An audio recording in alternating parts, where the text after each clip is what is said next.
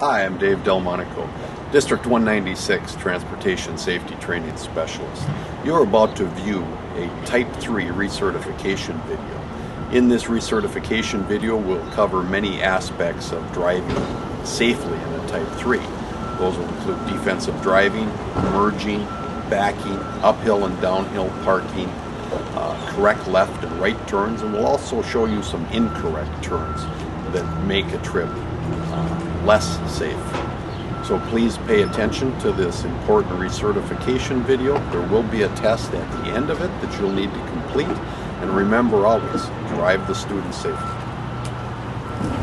This segment, we're dealing with defensive driving, primarily looking ahead, scanning mirrors, using a good space cushion between you and any cars or pedestrians in front of you. Defensive driving also relates to acceleration smoothly from stops, as will be demonstrated at this start. Good smooth acceleration, not a jerky one.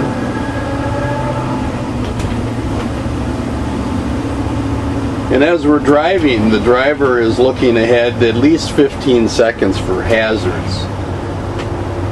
Checking the mirrors every 5 to 8 seconds to his left and right. Moving the eyes every 2 seconds is an important feature of defensive driving.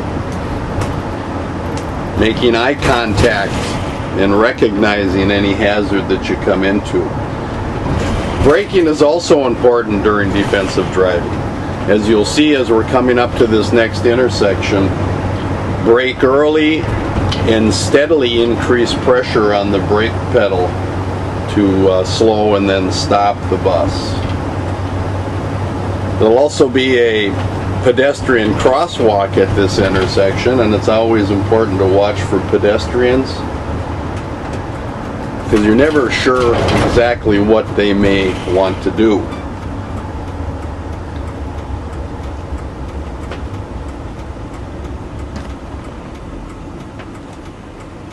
Good scanning left and right. And then again, smooth acceleration. When you come up to a traffic situation where there is a car in front of you stopped, the general rule to follow is you want to stop far enough behind them so that you can see the rear wheels of the vehicle in front of you on the ground. That'll give you enough room to get around the car if it should stall at that intersection, and it'll prevent you from hitting them if you happen to get rear-ended yourself while stopped at that intersection. Well, here's an example of stopping behind a car so that you can still see their rear tires on the ground, leaving enough space between you and the car in front of you as a safety cushion. We'll now be looking at the right turn. Right turn is same as the left turn, other than your reference points and observations are opposite of your left turn. So as you approach the right turn, again, slow down, signal in advance, check your mirrors, pay attention to tail swing, and make sure that you get out into the intersection far enough to avoid the curb with the rear duals on some Type 3s. Again, stay in the traffic lane and accelerate. Again, watching all mirrors. This first right turn will be an example of a cut right turn, or turning too short. Notice the rear dual goes over the curb and almost on the grass portion. This will be an example of a wide turn, which is a missing reference point for the right turn, going too wide out into the opposing lane and then correcting going in. This will be an example of a correct right turn. A lot farther from the curb, out into the intersection, and into the lane, accelerating. Our next instructional piece is a left turn. During a left turn, it's important to signal well in advance. Check your mirrors properly as you're slowing down. Position the vehicle correctly in the lane. Remember, tail swing on any vehicles on the right side during your left turn. Yield to any vehicles in front of you. And it's recommended to use the push-pull method. As you enter the lane, accelerate and continue down the center of the lane that you are in. This will be an example of a cut left turn, which is into the opposing lane, through the center line of the correct lane, and then continuing on. This will be an example of a wide turn, where the driver waits too late to make a correct left turn, bringing the vehicle way to the right side of the roadway. This will be an example of a correct left turn, coming out into the intersection far enough to pick up a reference point prior to making a left turn, which will bring the bus into the correct lane without crossing into the opposing lane. Merging and lane changing is another important safe driving habit and feature to have. What's important during merging and lane changing is that you signal your intent well in advance, checking mirrors, and then a gradual merge, in this case to the left, and change lanes. Don't spend too much time straddling the center line. And make sure that you watch speeds of all vehicles approaching and accelerating away from you. And maintain a correct merge speed so as not to hold up traffic. Approaching intersections can be another very dangerous driving maneuver, and it must be done correctly. When you come to an intersection, make sure you're in the middle of the lane you're traveling in. Scan adequately to the left, using your mirrors as you're scanning, and to the right. The Type 3 you're driving may have some unique blind spots that you'll need to know, so you know how to look around those blind spots. When it's safe to proceed, do so. Entering and accelerating so that other traffic behind you doesn't have to slow down. As you approach a light-controlled intersection, again, it's very important to cover the brake as you're approaching, to adjust your speed, apply the brake when necessary, scan mirrors constantly,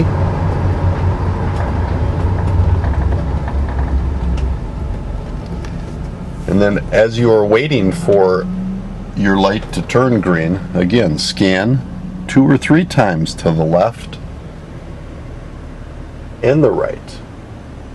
And remember, just because your light is green doesn't mean that others will stop at a red light. Some may be distracted for various reasons, and the possibility of them running a red light is a concern that you must always have on your mind while driving students in a Type 3 vehicle. Again, at all intersections, scan thoroughly, use your mirrors constantly, and know that you're clear to proceed. This will be an example of a downhill park. Signal your turn over to the curb, come into the curb line, and on this occasion you'll be turning your wheel to the right so that if the vehicle rolls forward, it will roll into the curb, stopping it. Again, set the parking brake, put it in park, and you should be good to leave your Type 3 vehicle where it is on the hill. This is an example of a uphill park. Signal your turn, scan your mirrors, getting yourself over to the curb line. On an uphill park, you'll be turning your wheels to the left so that if your vehicle rolls backwards, the front right tire will hit the curb and stop the roll of the vehicle. Don't forget to set your parking brake and put it in park. It's also important to note when pulling away from the curb on an uphill or downhill park, you may encounter what's known as tail swing with the rear of the Type 3 vehicle you are driving. Depending on its length, tail swing could end up coming over the curb and hit somebody that is standing on the sidewalk. So be cautious of tail swing. While backing, it's important to remember some important items. Number one, put your four-ways on. Put the vehicle in reverse. This activates the white backup lights. Even though white backup lights may not actually show you much behind you, it does warn other drivers that your vehicle is in reverse. Have your window down a considerable distance and then scan your mirrors several times prior to actually backing up in a straight line or backing to move over to the curb. If available, you could utilize another adult that could act as a spotter either inside or outside of your Type 3 vehicle. Backing is a very dangerous exercise, especially in student loading and unloading areas. Be very careful backing up, and if there's ever a chance to avoid backing up, take an alternative such as going around the block. Student loading and unloading, very critical part of the safety function that you have to perform. Make sure when you're coming to pick up students that you only pick up or drop off in a parking lot or at a driveway. Do not stop on the road, and certainly do not cross any students from a Type 3 vehicle that you're driving. Make sure they load and unload in a parking lot or in a driveway. Be the safest. Make sure that you count them. Know how many are getting on and getting off so that you know where they are. Make sure you scan your mirrors thoroughly 2, 3, 4 times before shifting from park into drive. And remember, in a Type 3 school bus, whichever type you are driving, you must be in park when loading or unloading students. Clearances. Type 3 vehicles vary in many different forms: cars, trucks, vans, SUVs, smaller school buses. Still officially a school bus, you must know what your clearance is, so figure that out before you go on a trip. Well, I hope that recertification video was a good review for you concerning Type 3 driving and the safety needed in transporting students. A couple other things I'd like to point out. With special needs Type 3 vehicles, make sure that you're familiar with lift procedures, tie-down procedures, and the special equipment that comes on a special needs bus. If you are not, ask your supervisor for some help in training in those areas. Additionally, in District 196, if you receive a citation resulting in a conviction or are involved in a crash resulting in property damage, that will trigger an automatic recertification behind the wheel with a safety trainer from the district. In your district or with your company, please check with your supervisor for their policies concerning citations and crashes. Thank you. Have a safe trip with our students.